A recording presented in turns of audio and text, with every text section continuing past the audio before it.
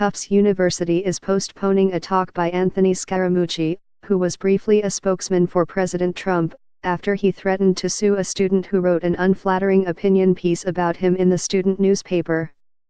An attorney retained by Scaramucci, Samuel Lieberman, sent a letter to the graduate student who wrote the opinion piece and to the editor-in-chief of the Tufts Daily.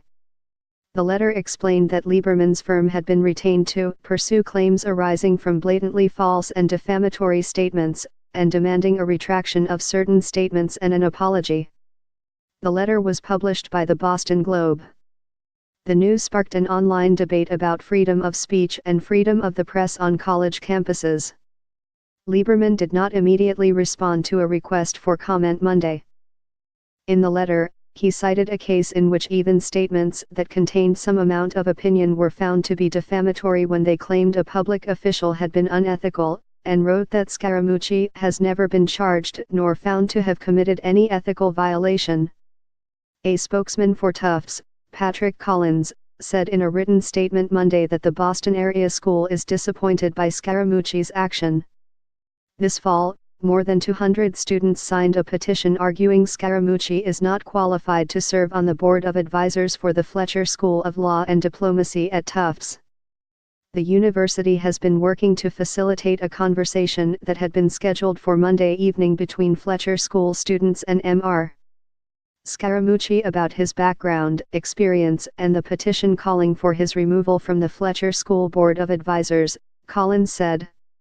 In light of recent developments, we are postponing the event until these pending legal matters are resolved.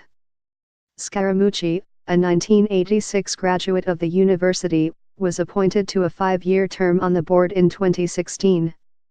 The university has 10 such boards, which have no fiduciary responsibility or other authority, Collins said, but offer advice to deans and center directors based on discussions among the members.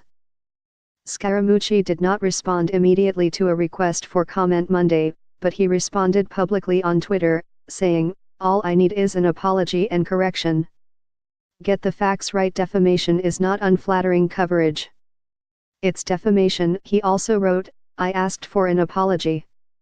Plain and simple, in our country defamation comes with its consequences." The Fletcher student who created the petition seeking the removal of Scaramucci, Carter Banker, said she had been concerned about Scaramucci's role after his controversial stint as spokesman for Trump, which ended abruptly after a vulgar tirade in an interview with The New Yorker was published this summer. But Banker said she was spurred to action when she saw his publication, The Scaramucci Post, share a poll on social media this fall about how many Jewish people were killed in the Holocaust. She said the publication later apologized, but in her opinion, it was another example of his questionable judgment. Anthony Scaramucci's media company asked Twitter to vote on the number of Jews killed in the Holocaust.